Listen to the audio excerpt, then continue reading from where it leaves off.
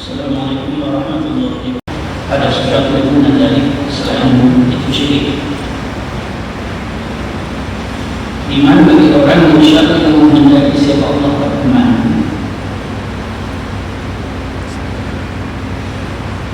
Waman adapun orang musyrik yang syirik menyebutkan siapa iman kepada Allah, faqad maka sungguh iftaqatlah berbuat siapa man isman pada dosa aziman yang besar. Satu ayat kita bahas. Di sini ada tauhid, ada penekanan, namanya inna. Inna ini kaitannya tauhid. Di ayat-ayat Allah itu mau menginformasikan betul-betul memang Allah Maha Pengampun, memang Allah Maha Pemaaf. Tetapi harus diketahui, meskipun Allah Maha Pengampun, Maha Pemaaf, tetapi ada dosa yang tidak bisa Allah ampuni. Apa bentuk dosanya? Syirik. Syirik. Makanya kalimat syirik ini jangan gampang keluar dari lisan seorang mukmin. Apalagi kemudian menyebut fulan syirik. Berarti kita mengatakan fulan itu tidak diampuni oleh Allah. Berarti kalau kalimat fulan telah syirik. Kalau mau koreksi untuk diri kita sendiri, namanya hasil untuk satu. Jangan sampai kita jatuh dalam kesyirikan. Tapi mengatakan orang syirik itu dulu. Tapi kalau diri kita sendiri harus hati-hati, jangan sampai jatuh dalam syirik. Mengapa? Karena dosa, banyak dosa besar. Membunuh dosa besar, zina dosa besar. Tapi tidak ada dosa yang lebih besar daripada syirik. Sehingga dalam ayat ini Allah mengatakan innallaha, biar kita konsentrasi. Innallaha, sesungguhnya Allah. Sesungguhnya Allah la yughfiru an yushrak, la yughfiru an yushrak, tidak akan mengampuni siapa Allah an yushrak, apabila Allah disekutukan. Wa yaghfiru ma duna dzalik, sementara Allah akan mengampuni selain syirik. Itu pun Allah masih tetap menyebut liman yasha, bagi siapa saja yang Allah kehendaki. Kalau Allah kehendaki, meskipun bukan syirik, ya Allah tetap ampuni. Ya, ada dosa yang Allah pastikan bahwasanya Allah tidak akan mengampuni, yaitu dosa syirik. Selain syirik, Allah bisa mengampuni, tapi bagi siapa saja yang Allah kehendaki. Jadi tidak semua kemudian Allah maafkan. Ayat betul liman yasha wa yu'adzibu man yasha. Allah akan mengampuni siapa yang Allah kehendaki, dan Allah akan menyiksa siapa saja yang Allah kehendaki. Jadi kembali menyiksa. Tapi kalau syirik tanpa terkecuali, semua jadi Allah ampuni kalau syirik. Tapi selain syirik, Allah bisa mengampuni siapa saja yang Allah kehendaki. Di sini yang harus kita pahami. Sementara pemahaman syirik itu sendiri, gampangannya ini namanya syirik, namanya menyekutukan, namanya menyekutukan Allah. Ketika kita mentauhidkan Allah, lalu kemudian ada campur aduk, dengan yang lain, sudah syirik sebenarnya. Cuma syirik sendiri ada dua, ada syirik jali, ada syirik apa? Ada syirik yang memang nampak terang bentuknya, kemudian ada syirik yang tersembunyi. Salah satu bentuk syirik yang sudah terang benderang, mempertuhankan selain Allah, itu berarti dia menuhankan Allah, tapi juga ada Tuhan selain Allah, syirik. Sudah jelas ini. Dia dia menyembah kepada Allah tapi juga menyembah pada yang lain, itu berarti syirik. Tapi ada yang tersembunyi, nah itu banyak terjadi. Ini kira-kira yang punya enggak? Apa itu? Ria. Ria itu hakikatnya adalah syirik hakikatnya. Karena ketika seseorang ibadah ingin dipuji Allah tapi juga ingin dipuji makhluk, berarti kan ada dua yang disembah hakikatnya. Orang ibadah ini dipuji siapa? Kan dipuji Allah.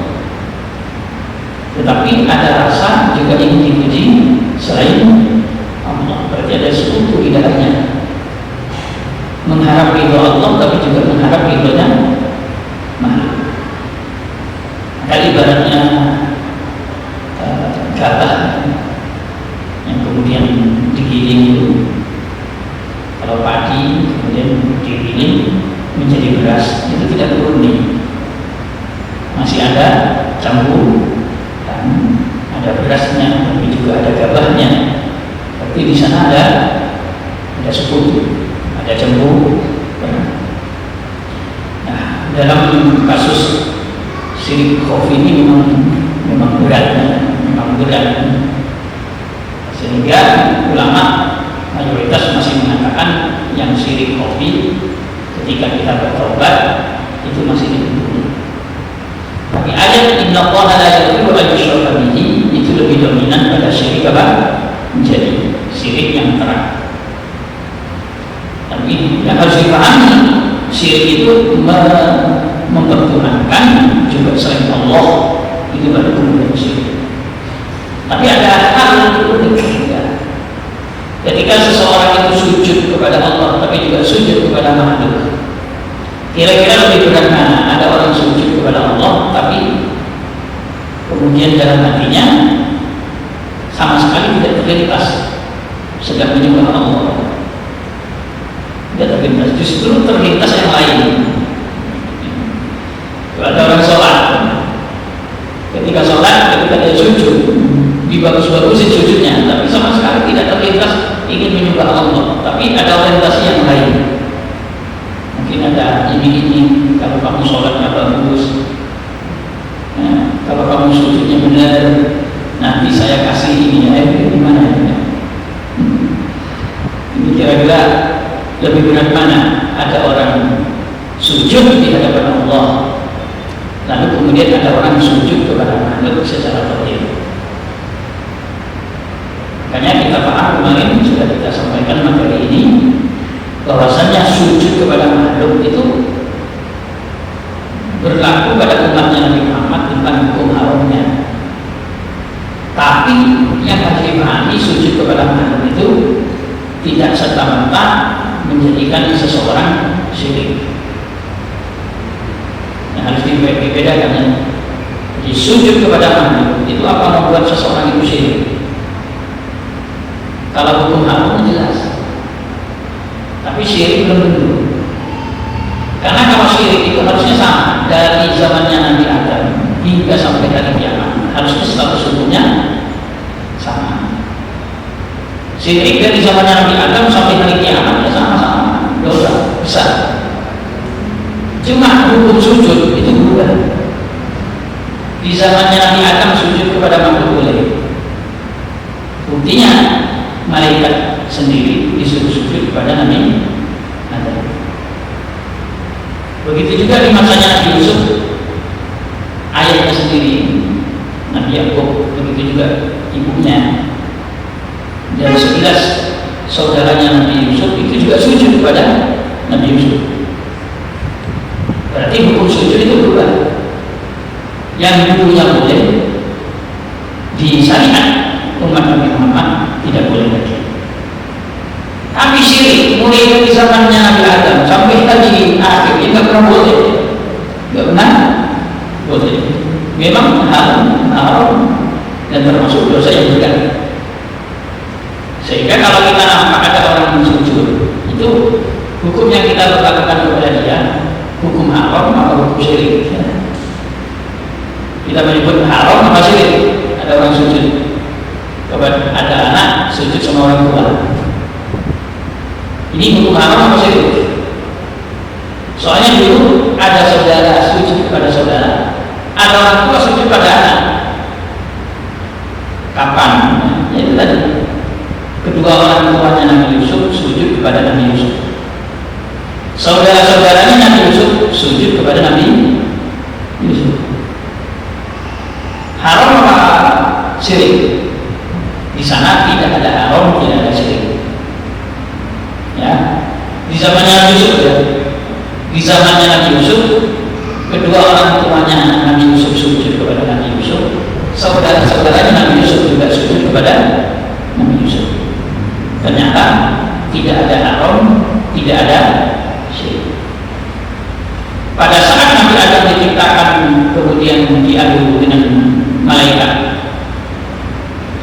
lalu kemudian Nabi Adam unggul, maka Allah kemudian membuat aturan yang kalah sujud sama yang menang.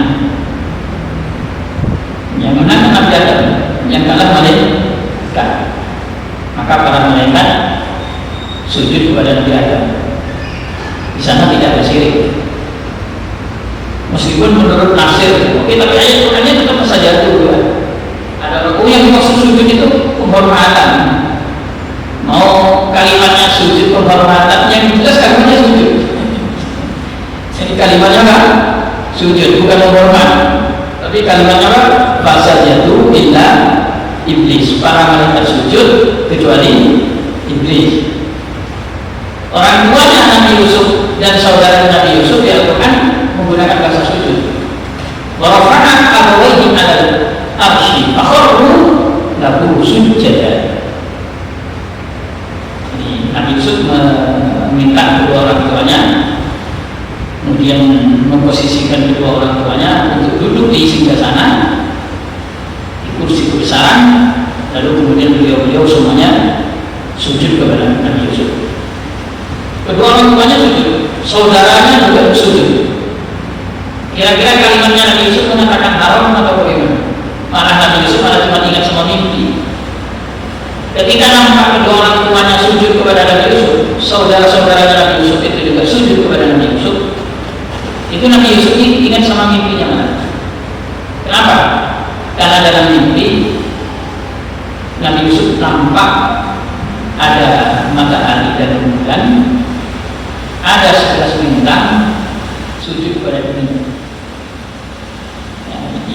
Ayat-ayat awal dari surat Yusuf kemudian disebutkan, ya abati inni ra'aitu ahada asyara kawkaba wasyamsa wal qamara ra'aituhum li sajidin.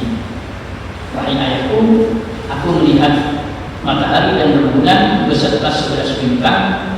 Maka kemudian dia sepulang-pulangnya langsung kemudian sujud ke Rasulullah. Kira-kira Rasulullah mengatakan syirik kan? Ternyata tidak. Rasulullah mengucapkan kalimat apa? Kalau saja saya membolehkan seseorang sujud kepada orang lain, maka akan diperintahkan seorang istri agar sujud kepada suami. Tapi kan masalahnya ini boleh nggak boleh? Bukan apa? Syirik dan syiriknya. Masalahnya boleh tidak? Boleh. Tapi masalahnya di syariatnya saja kata Rasulullah tidak ada lagi. Manusia boleh sujud kepada manusia yang lain. Di hukumnya bukan masalah syirik dan tidak. Ini kalau misalnya ini kita nampak ada orang tahu-tahu dia berposisi sujud di depannya dinding, kira-kira kita akan menghukumi apa? Pak, bapak saya tengok tadi kok sujud di depan dinding. Oh, tadi saya itu sujud syukur, oh, bagus. Tadi saya itu sujud tilawah, bagus. Tadi saya itu ketiduran. Tadi saya apa? Ketiduran. Tapi kening saya letakkan di situ. Akhirnya bentuknya ini bentuk sujud, tapi sujudnya ke di depan dinding. Coba gimana? Maka akhirnya bentuk sujud ini dikembalikan ke hati. Kamu sujud ini tujuannya menyembah Allah, menyembah dinding, atau tadi kamu menyentuhkan dinding ke lantai, tujuannya apa? Berbeda dengan kesyirikan udah yang sudah jelas naiknya adalah hati. Hati syirik itu di hati. Hakikatnya, kalau ada orang yang menyebutkan mata saja, tapi karena dalam pandangannya dia melihat sesuatu yang menurut dia istimewa, tahu kemudian dia kedipkan mata saja sebagai bentuk mengibadahi, maka kedipan mata itu sudah menjadikan dia syirik kepada Allah. Ini kan berarti apa?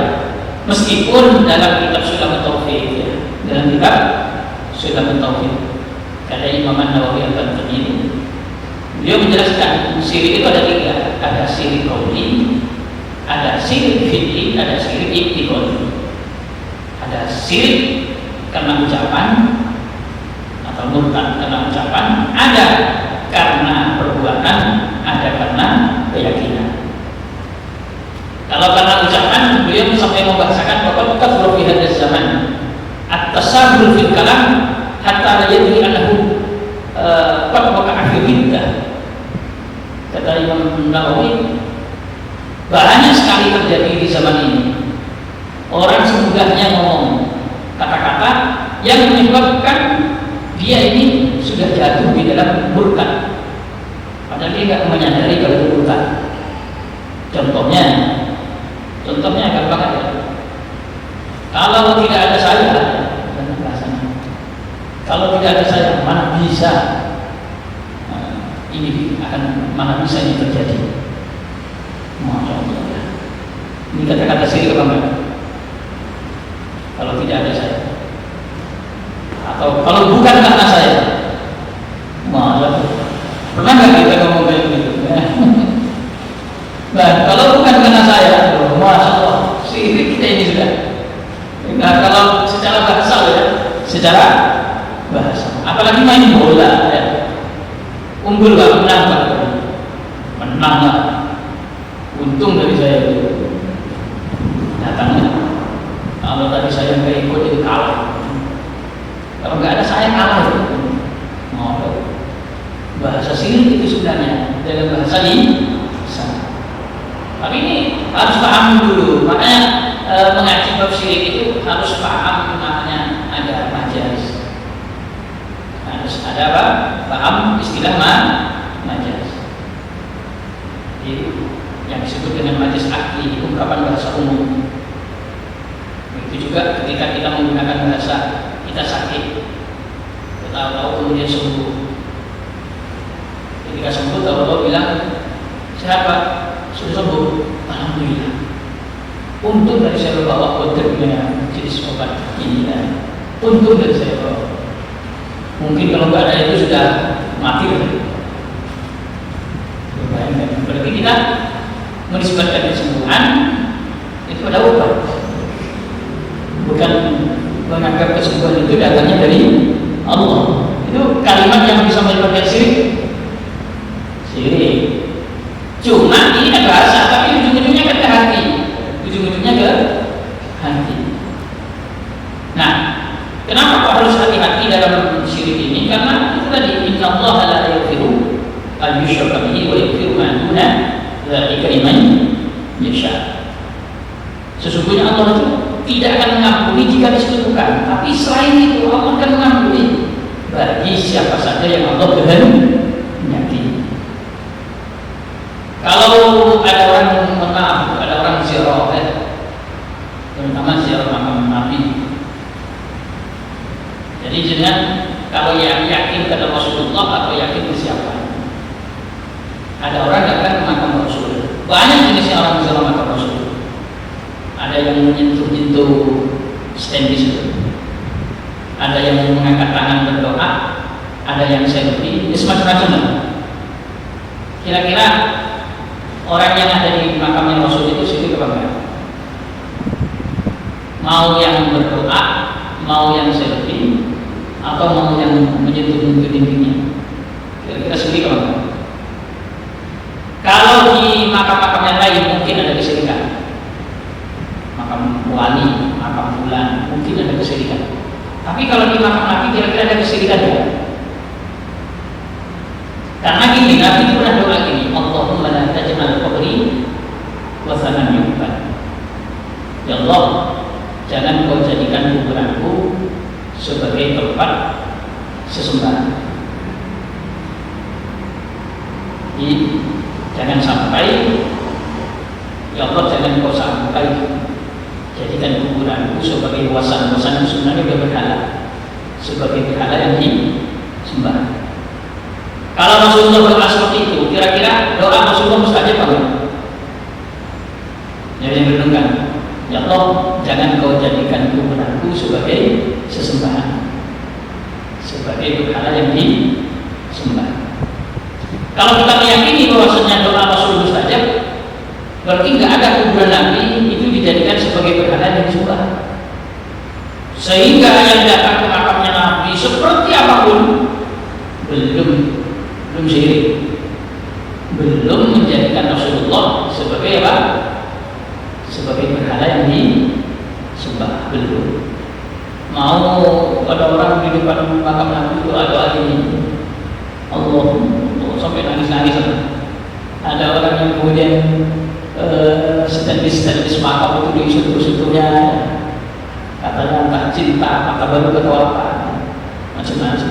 Malah ada yang kerjanya selfie video live streamingnya, macam-macam. Yang jelas mereka melakukan apapun di situ. Kalau saya karena yakin dengan doanya Nabi itu, tidak ada orang yang datang ke makamnya Rasulullah itu yang bersih. Tapi karena nggak ada nasnya di makamnya wali, di makamnya wali, mau sunan apa, sunan orang, sunan belum jadi, sunan apa saja. Itu karena nggak ada nasnya, maka memang ada kemungkinan di makam-makam lain itu mungkin ada orang yang syirik mungkin. Tapi di makam Rasulullah nggak ada orang syirik, nggak ada. Karena doa itu tadi, jangan kau jadikan, ya Allah, jangan kau jadikan apa? Kuburanku sebagai berhala yang disembah. Alhamdulillah, alhamdulillah ada kalimat itu. Sehingga sungguh sangat salah ya. Menurut saya sangat salah. Kalau ada orang yang mengatakan itu apa orang ziarah-ziarah makam Nabi, minta-minta sama Nabi, salah. Gak mungkin itu, gak mungkin terjadi. Karena sudah doa, kalau kita berani mengatakan orang yang datang ke situ itu telah syirik, berarti doa Rasulullah tidak mustajab. Tidak mustajab. Kenapa? Keberadaan makam Nabi menjadikan umatnya telah apa? Menyembah selain Allah. Padahal Nabi sudah minta jangan sampai dijadikan kuburanku sebagai berhala yang disembah. Berbeda dengan umat terdahulu, Rasulullah memang berdoa, memang bilang la'anallah al-yahud wal nasara alladzina yattakhidun qubur anbiya'ihim masajid. Coba. Semoga Allah melaknat orang Yahudi dan orang Nasrani. Kenapa? Mereka ini menjadikan kuburan-kuburan Nabi sebagai tempat-tempat sujud.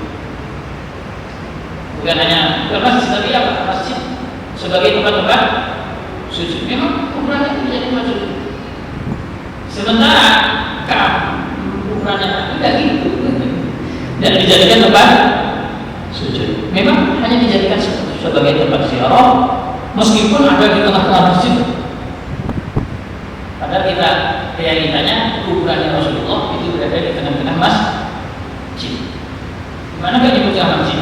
Kanannya masjid, sampingnya masjid, depannya masih bagian masjid.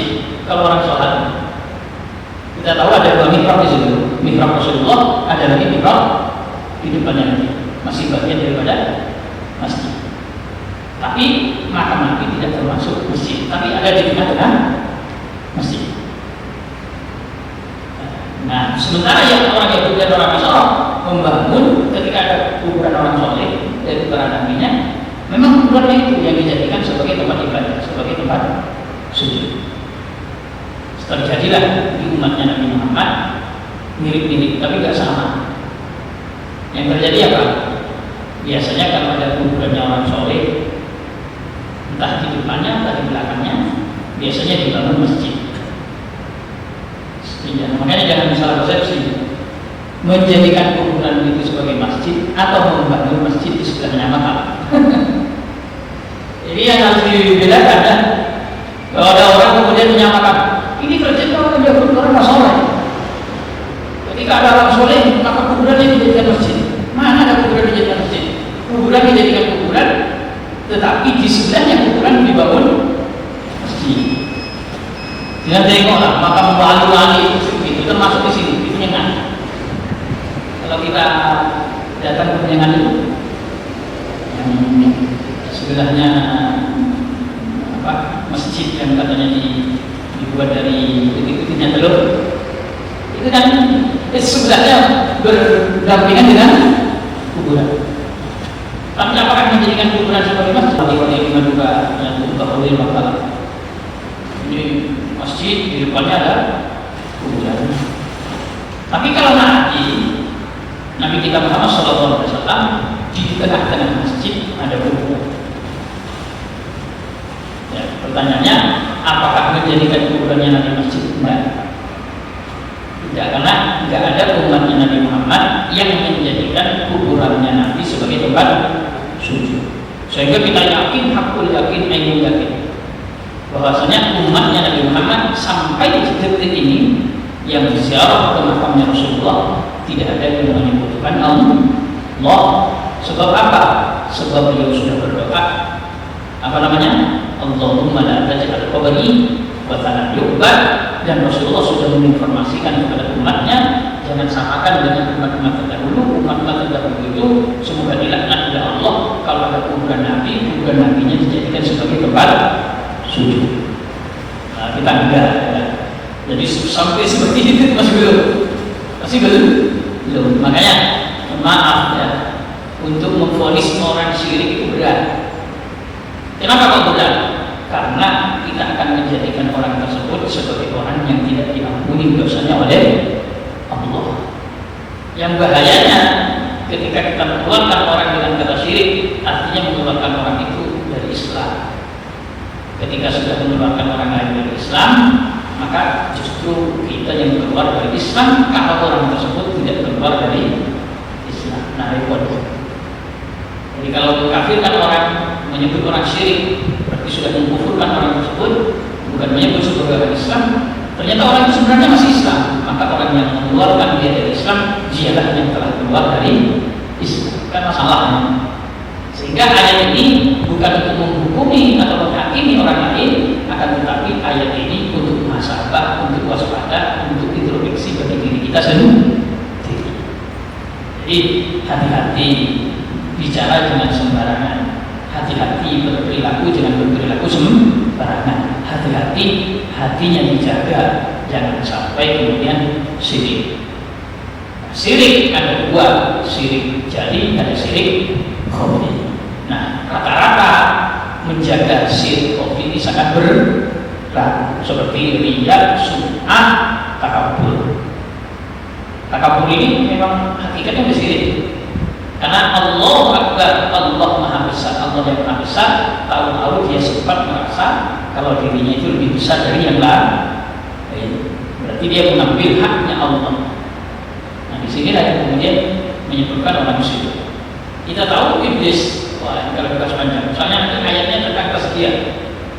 Jangan orang Yahudi pernah mengklaim dirinya lebih suci dari yang lain. Ayat-ayat berikutnya. Kira-kira setan itu, iblis itu disebut kufur, kafir. Itu karena tidak mengenalkan Allah atau karena apa? Coba. Iblis kita tahu, iblis itu kafir. Karena kafir, digolongkan orang-orang kafir. Tapi iblis ini disebut kafir. Itu karena tidak percaya dengan adanya Allah, atau karena merasa ada kekuatan selain Allah, atau karena menganggap dirinya telah mengalahkan yang lain, lebih hebat dari yang lain. Dan di sini perlu kita membahas di sini. Dan Allah menyebut perkara dengan kafir. Sementara tauhidnya iblis, tauhid ya, itu jelas-jelas kita kalah kalau sama iblis. Gimana mau kita gak pernah nampak malaikat, mau iman sama malaikat, iblis sudah tahu malaikat dan paham waktu itu malaikat. Iblis tahu seluruh para nabi, mulai dari zamannya Nabi Adam sampai Nabi Muhammad.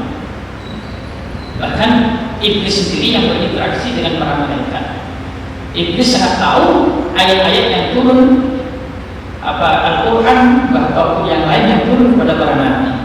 Jadi kalau ditanya Iblis, kamu percaya nggak bahwasanya dulu pernah ada wahyu yang turun pada Nabi Muhammad? Iya, dia tahu Iblis. Pernah terjadi suruh turun kepada Nabi Musa dan Nabi Ibrahim, jelas tahu. Yakin nggak kalau ada Iblis bertanya, kamu yakin nggak bahwasanya Allah itu Tuhan? Yakin.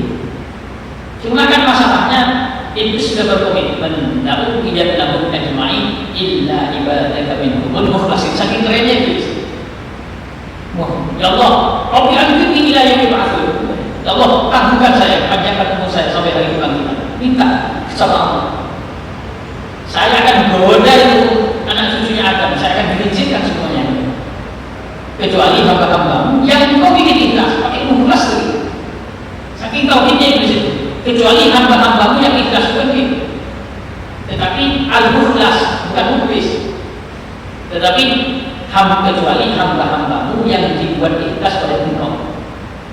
Apakah tauhid Iblis? Tapi kafir. Kenapa kok bisa kafir?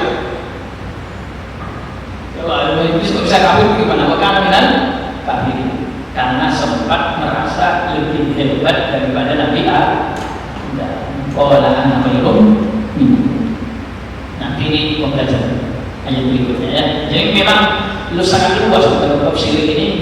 Nah, sebenarnya bukan kitab Syirakul Tauhid tentang syirik ini. Cuma kita harus mengkombinasikan dengan karya-karya ulama yang lain. Seperti karyanya Sayyidina Walid Syekh Muhammad Al-Maliki, beliau membuat kitab Mafahim Yajibuan Tusohha. Dalam pembahasan tentang syirik itu, Syekh Muhammad masih membahas terlebih dahulu tentang majaz akli, ada majaz secara akli. Sehingga kalau ada ungkapan seseorang tentang A, B, C, D, E, F, G yang secara zahir kalimatnya sudah jatuh dalam syirik, tetapi karena akidahnya, keimanannya sudah kuat, biasanya itu tidak syirik biasanya. Cuma dalam bahasa seperti itu ya, justru lebih kuat itu hati kalau berbicara syirik. Insyaallah maaf ya, kesimpulannya bahwasanya syirik itu lebih pada hati, sehingga perilaku ucapan seseorang kalau dia sudah iman, itu tidak serta-merta kemudian menjadikan orang tersebut telah menyebutkan Allah Subhanahu wa ta'ala, kecuali hatinya yang kemudian telah menyebutkan Allah. Jadi lebih di sini sebenarnya, lebih di hati. Kalau ada orang bahkan keliru ngomong aja loh, belum syirik kalau hanya lisan. Buktinya ada hadis tentang Allah mengakui Allah itu sangat bangga, sangat bahagia kepada taubatnya seseorang. Meskipun ngomongnya gitu, Allahumma anta rabbi, Allahumma anta abdi wa ana rabbuk. Kembali ngomong, ya Allah, Engkau ini betul-betul hamba saya dan saya adalah Tuhan yang Engkau. Saking bahagianya, dia ngomong. Kira-kira syirik orang. Bisanya ngomong Allahumma anta abdi wa ana rabbuk.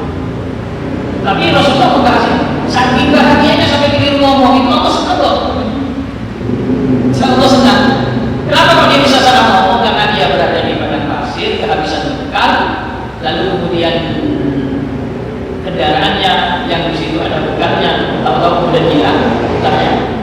Kemudian pada saat kondisi bingung, dia lelah, capek beristirahat, tahu-tahu untanya datang. Begitu bahagianya salah ngomong, Allahumma anta abdi wa ana rabbuk. Ya Allah, Engkau ini betul-betul hamba saya katanya, dan saya adalah Tuhan Engkau. Balik ngomong. Dia kata Rasulullah, Allah lebih bahagia daripada dia. Allah lebih bahagia daripada dia. Kenapa kan disalahkan? Karena dia salah ngomong kayak begitu, itu saking bahagianya sampai salah ngomong, dan itu mengembalikannya kepada Allah. Artinya hakikatnya dia mau ngomong gini, ya Allah, Engkau ini betul-betul Tuhan saya. Tapi malah kebalik, ya Allah, Engkau ini betul-betul hamba saya. Baik. Ternyata lisan itu tidak bisa kemudian kita hukumi. Ya kalau zahir ya ngomong Allahumma anta abdi, kafir. Ada orang yang ya Allah, kau inilah hamba saya, ya kafir. Tapi kalimat itu terucap sambil bahagia namun tidak disadari. Kafir apa enggak? Nyata enggak, karena kembalinya adalah hati. Makanya lagi kalau ada orang sujud di depan dinding pun, mas itu tidur ngantuk, apa sujud atau apa, sehingga mungkin kita akan nampak seseorang sujud di depan pohon. Bisa jadi. Bahkan kalau memang dipaksa untuk sujud, itu di Al-Quran masih dibahas lagi. Illa man ukriha wa qalbuhu mutmainnun bil iman. Belum syirik. Ada orang yang dipaksa, kamu harus syirik, tapi terpaksa kalau tidak sujud kepada dia, memang tujuannya sujud, sujud. Ini terpaksa. Kalau nggak sujud, langsung beli. Kalau nggak sujud, keluargamu saya dulu. Hanya sujud. Di Al-Quran disatakan, anda illa ukriha wa qalbuhu mutmainnun bil iman. Kalau orang ini kemudian dipaksa tapi hatinya tetap mantap dengan keimanannya, itu belum jatuh dalam kesyirikan. Padahal benar-benar tujuannya sujud. Ya, mudah-mudahan bermanfaat. Insyaallah besok kita lebih bahas lebih detail lagi. Subhanallah wa bihamdihi, asyhadu an la ilaha illa anta, astaghfiruka wa atubu ilaik.